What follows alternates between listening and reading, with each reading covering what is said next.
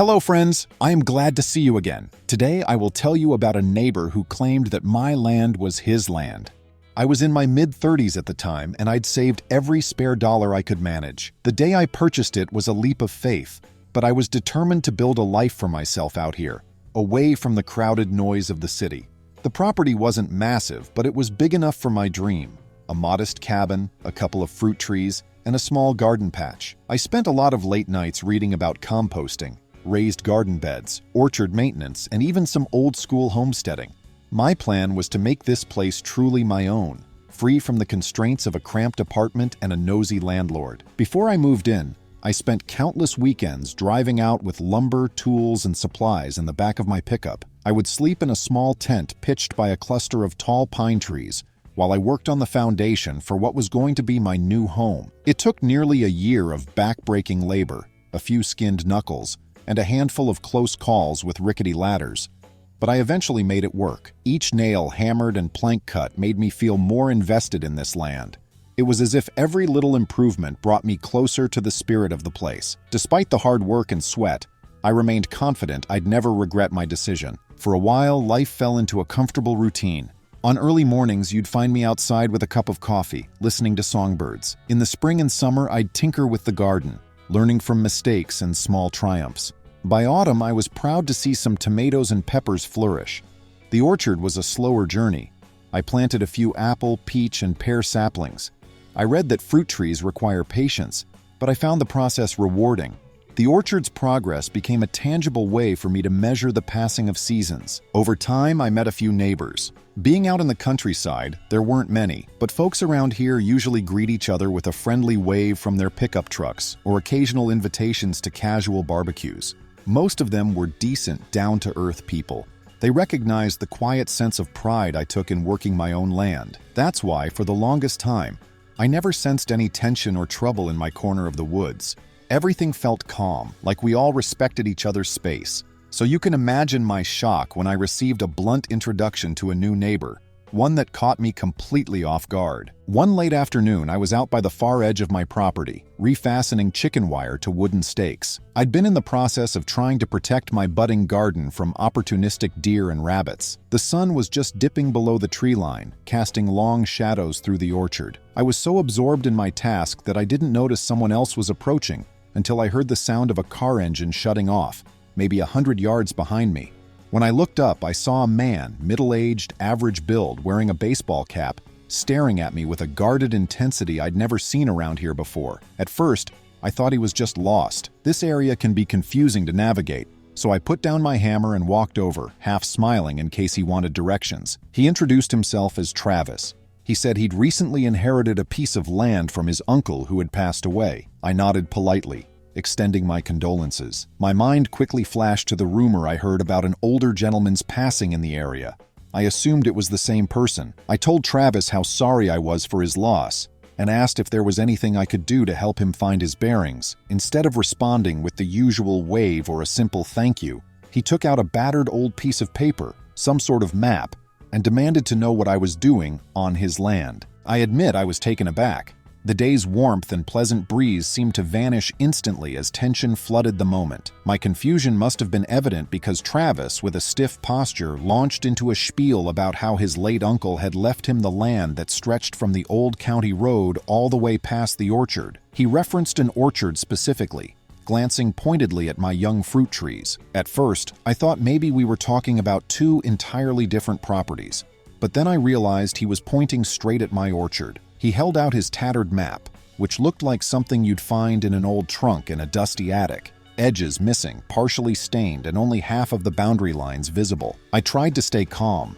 I told him that I'd purchased my property a few years back, had done a proper survey, filed everything with the county, and that I had the official documentation. I explained that if he wanted, we could compare the official documents at the county records office, or maybe look at my updated survey. I even offered to meet with a local surveyor, someone unbiased, to verify all the lines. But Travis insisted his old map was more accurate. He said, "Those new county surveys are always messing up.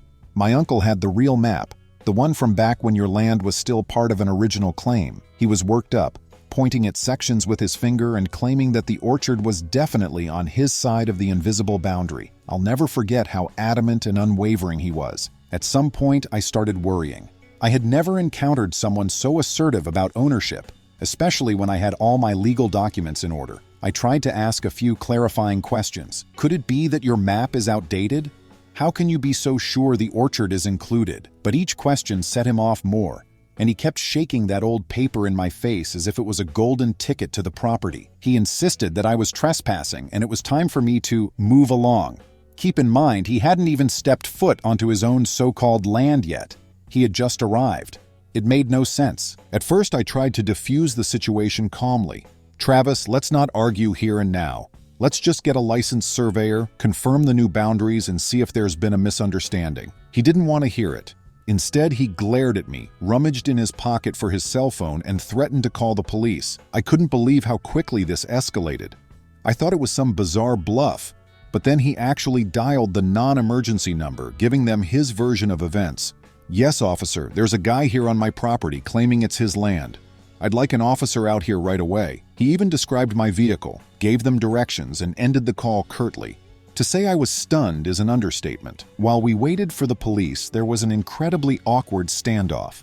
Travis paced in small circles, occasionally peering at the orchard and muttering something about how he always knew his inheritance was worth more than folks said. Meanwhile, I was both angry and worried. Angry because I knew I was on my own land, and worried because I wasn't sure how this might look to law enforcement, even though my legal paperwork was in order. I'd never been in a situation where a neighbor called the police on me for doing something as mundane as tending my orchard. After what felt like an hour, though it was probably closer to 20 minutes, 2 police officers arrived. I recognized one of them, Officer Darren, who'd been around this area for a while. He had visited last summer when we had some local kids riding ATVs on private land.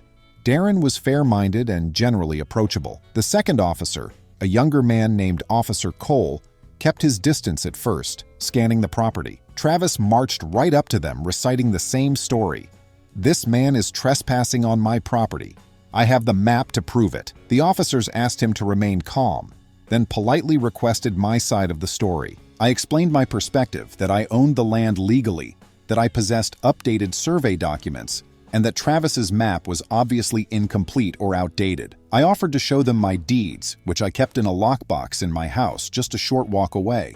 The orchard was entirely within my property lines, according to every legitimate record I had. Officer Darren nodded, recognizing I'd always been straightforward in the past. He asked Travis if he had a property deed or updated documentation beyond the old, half-destroyed map. Travis hesitated, then mumbled something about only having what his uncle left him, which was still at his new house. This struck me as odd.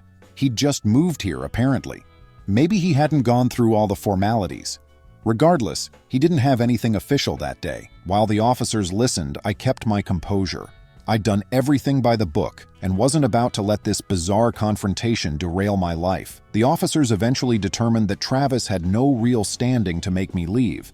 They told him gently but firmly that if he wanted to contest the boundary lines, he would need to go through the county records office or get a new professional survey. They also reminded him that making unfounded trespassing claims could lead to legal consequences, especially if he kept calling the police with no legitimate cause. Travis's face reddened, and I could see the frustration etched across his furrowed brow. He let out a heavy sigh and walked away from the orchard, grumbling under his breath. He got into his car and drove off without so much as a glance back. I wish I could say that was the end of it, but it was just the start of a weeks-long ordeal that tested my patience. In the days following that confrontation, I reached out to a local surveyor named Shayna, whom I'd used in the past.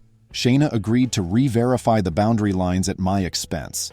I figured if by some cosmic coincidence Travis was correct, I wanted to know, but if not, I wanted airtight proof so he couldn't barge in or call the police again. Shayna was thorough and honest. She spent a day walking the property with her specialized equipment, cross-referencing county records, double-checking the deed, and verifying everything meticulously.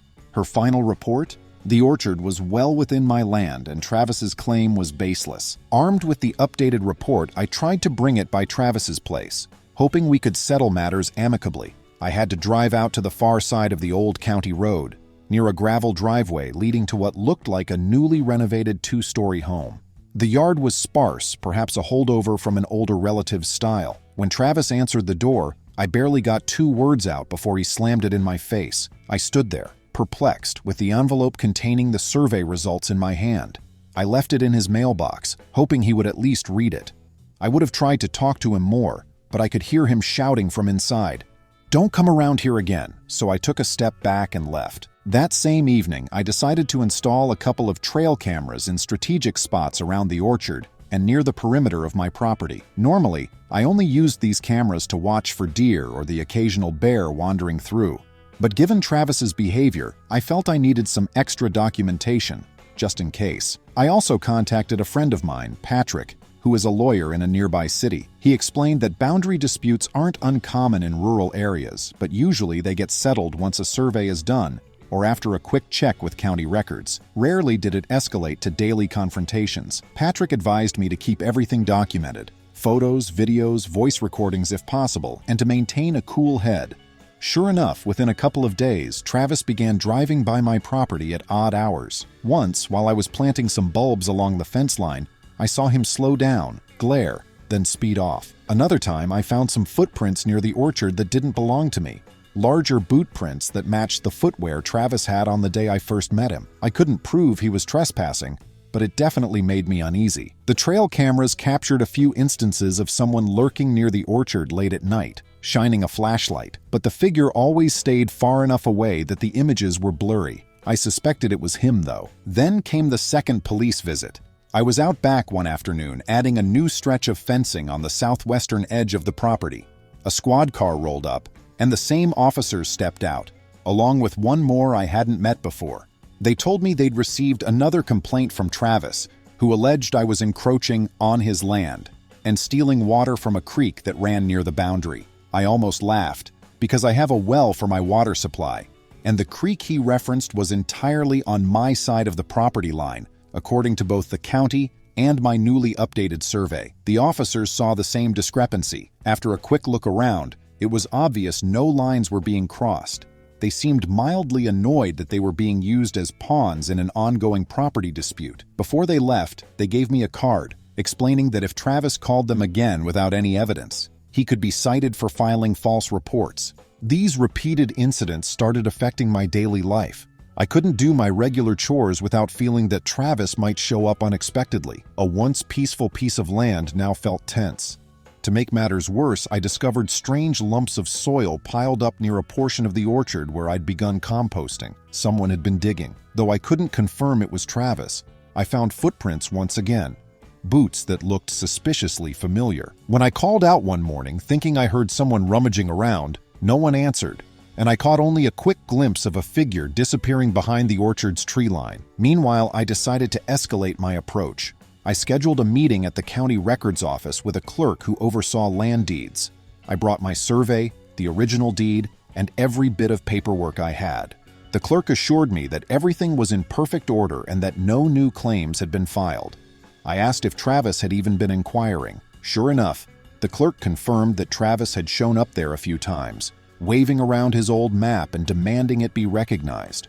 But there was nothing official on file for him that extended into my orchard or any other part of my property. The clerk was polite, but exasperated, recounting how Travis insisted the original boundaries took precedence over modern surveys. Of course, in the eyes of the law, his claims had no validity without current deeds or official documentation. After that meeting, I felt more reassured, at least in a legal sense. Back home, though, the emotional weight of the dispute lingered. Every day I walked my property with an uneasy vigilance. One bright spot was the orchard. My apple and peach trees were finally starting to blossom, a sign that soon I might have a real harvest. Part of my dream was to eventually donate some of the fruit to a local charity or small farmers market. It wasn't about profit. It was about giving back and enjoying the fruits, literally, of my labor. But that dream felt overshadowed by the tension with Travis. About a week later, I noticed something alarming. One of my newly planted peach saplings had been cut clean through at the trunk, the top half lying on the ground. The cut was too smooth to be from an animal or accidental damage. Someone had clearly taken a saw or sharp blade to it. Furious and heartbroken, I scanned my property for signs of intrusion. A second sapling, this time an apple tree, had been partially snapped at the trunk. I phoned the non-emergency police line to report vandalism. When the officers arrived, they took photos, asked me questions, and suspected it might be retaliation from someone who believed they had a claim on the land.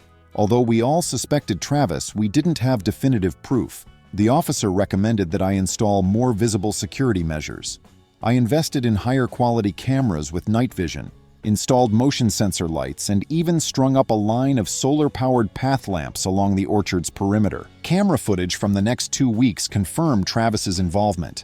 He was seen on video poking at fence posts several nights, apparently checking to see if I had taken them down. One video showed him approaching one of my saplings and fiddling with it like he was measuring it. Another clip showed him with a small shovel near my compost bin, prepping to dig. The proof was clear. I put everything in a folder and called my lawyer friend Patrick again. He said we had enough to get Travis off my property with a protective order or restraining order. I reasoned with Travis one last time before going that route. I wrote him a polite but firm letter. I said I had proof of his trespassing, that county records were on my side, and that I would sue if he didn't stop. I put the letter in his mailbox to avoid another door-slamming incident. I got a letter in my mailbox 3 days later. Travis sent it. In it, he claimed that I was stealing his heritage and would not rest until he reclaimed it. The tone was threatening, saying people in the old days knew how to handle property disputes. I felt powerless. I filed a restraining order at the local courthouse with Patrick's help. The judge granted me a temporary protective order to keep Travis away from my orchard and property line due to the strong evidence. He received the papers from the local sheriff. A neighbor who occasionally spoke with Travis said he was furious and vowed to fight. Silence followed for several days. Like a storm, the tension subsided. In a bizarre turn, Travis set up a large wooden sign on what he believed was our boundary line, reading in big letters, "Private property, no trespassing beyond this point." He also erected a temporary chain-link fence that cut through the orchard, blocking my fruit trees from direct access. The gall of this move left me speechless. He was encroaching on my property and fencing it in, despite being forbidden. It challenged everything we'd established in the protective order. I notified the sheriff that day. A deputy came out, took pictures, and asked me about the orchard layout. He also saw the new sign, hammered into the ground with fresh nails, like a twisted testament to Travis's denial of reality. Deputy drove to Travis's house. A long conversation took place on the front porch. Though I couldn't hear, I watched from my property line. The deputy returned and told me Travis refused to move the fence and that legal action may be needed. My land was partially encroached upon, making it a civil matter. Travis violated the protective order by coming so close, so the deputy said they would file a report recommending charges. An old, half-destroyed map put me in a legal maze. My orchard was supposed to be peaceful and productive. Instead, it became a battlefield of intimidation and nighttime disturbances. I filed a separate civil suit to get Travis to remove the fence and stop interfering with my property rights. I relied on a few neighbors who knew about the drama during these stressful weeks. One day, Alana, a neighbor, brought over homemade pumpkin bread to cheer me up. She knew Travis's uncle vaguely and said he never fantasized about owning the orchard. Alana said the uncle once said he owned only a small strip of land near the creek. I thought this showed Travis was misinterpreting or fabricating old map claims. It was a huge headache for me. Finally, the restraining order violation hearing day arrived. I visited the local courthouse with Patrick. Video, photos of the vandalized saplings, the fence, and police visit documentation were all in place. Travis arrived enraged. When the judge asked him to explain, he held up the old map and talked about original land grants. The judge was unimpressed. The judge stated that modern, properly filed surveys trump incomplete, hand-drawn, or half-preserved documents that the county has not recorded or recognized. The judge found Travis in violation of the protective order after reviewing the evidence. The judge warned him that any further harassment or trespassing would result in jail time and a large fine. But the civil matter of removing the chain-link fence needed another hearing. 1 week later, I was in the same courthouse. The judge granted my injunction this time, ordering Travis to remove the fence within 30 days and stop making unsubstantiated claims on my land. The judge also awarded me money to replace my damaged saplings, emphasizing that vandalism is morally wrong and legally actionable. The money wasn't much, but it bought new saplings and helped me recover emotionally. Travis hadn't taken down the fence after a week. Frustrated, I returned to the sheriff's department and arranged for a county worker to remove the fence. Travis was notified by certified mail that the county would remove it forcibly and charge him for labor if he didn't comply. I heard chain link being dismantled 2 nights before the county's scheduled removal, so he must have realized his situation. I found the fence gone in the morning. Travis had apparently done it himself. The sign was gone, replaced by mud. I wasn't sure Travis would stop. Although some of my trees were still sick, I was determined to save the orchard. I planted my new saplings in early fall, hoping the cool weather and careful watering would help them grow strong roots. I added cameras that week. I stopped taking chances. Travis's final retaliation was a letter delivered to me by a neighbor who said it was handed off while Travis was shopping. This note was a strange mix of half apology and reiteration of his ownership claim. He promised to leave me alone, but he wrote, "One day I will prove my inheritance beyond a shadow of a doubt." I read it, shook my head, and filed it with the incident paperwork. I no longer wanted to talk to him. Life normalized over the next few months. The crisp air nourished the orchard. Travis no longer haunted my daily chores. He kept to himself, likely because the court's warning weighed on him. Yet I took every precaution. I kept my cameras on and reported any property changes to the county, no matter how minor. I made my no trespassing signs more visible. Travis's misfortune taught me vigilance. A subplot of this story involved the local farmers market. Janine, a friend, was setting up a market booth during the dispute. She asked me to share any extra peppers and herbs. I agreed, expecting a surplus. Due to stress and orchard damage, my yield was lower than expected. I provided some peppers and basil, but not enough. Janine understood, and we turned it into a small success story. These peppers survived a neighbor's land dispute. People were curious about the backstory, and we sold a lot. It was a small consolation to see that Travis couldn't stop me from enjoying my work. Another subplot was my conversation with Alana's teenage son, Braden, who loved drones. He offered to fly his drone over my property, with my permission, to film the orchard. His timing was perfect because he caught Travis loitering near the boundary line in broad daylight. The aerial view proved Travis was on my land, which could have been crucial in court. Braden's mother was furious at Travis, but proud that Braden's quick thinking helped document the situation. Due to their desire to protect the orchard and avoid legal issues, updating my homeowner's insurance policy was difficult. I showed them the final court rulings, protective order, and injunction. It was an unexpected headache, but it felt good to prove I did everything right and had the law on my side. My insurer extended my policy, but they advised me to notify them of any further property disputes. The agent's eyes showed exasperation. I learned that being neighborly and standing your ground is a delicate balance in rural communities, and any community. I always believed in second chances and dialogue. Travis's aggression forced me to defend myself legally. If you let someone violate your rights, they may keep doing so until something drastic happens. In my case, thorough documentation, repeated police reports, a restraining order, and a civil injunction resolved things. My hidden strengths were also revealed. I'd never considered court or legal action so extensively. I was a peaceful orchard owner, not a fighter. However, I learned you must be assertive to protect your property. A friend said, "You're not just fighting for you right now, you're fighting for your orchard, your investment, and your peace of mind." That stuck with me. I decided then that Travis's intimidation wouldn't drive me from my property or ruin my dream. I remained vigilant but determined to live my way. Travis was chastised by the courts and his neighbors. Small towns spread news quickly. People shunned him after hearing about his frequent police calls and minor vandalism. He probably realized he was losing sympathy. While I didn't like seeing him socially isolated, I understood it was his own fault. You can't expect community acceptance after making frivolous property claims and tearing down saplings. My fruit trees improved by the second orchard bloom. The replacements rooted well, and the older trees were strong, promising a harvest. Every time I walked those rows, I felt so grateful. They represented both my produce and my perseverance in the face of unfounded hostility. Friends stopped by more often to prune or eat. We talked about things returning to normal, how I looked more relaxed, and how Travis rarely came up anymore. It felt like the orchard was healing with me. Travis tried to sell his property, possibly because the whole ordeal left him bitter. The listing on a real estate sign near his driveway disappeared after a few months. I'm not sure if he took it off the market or sold it quietly.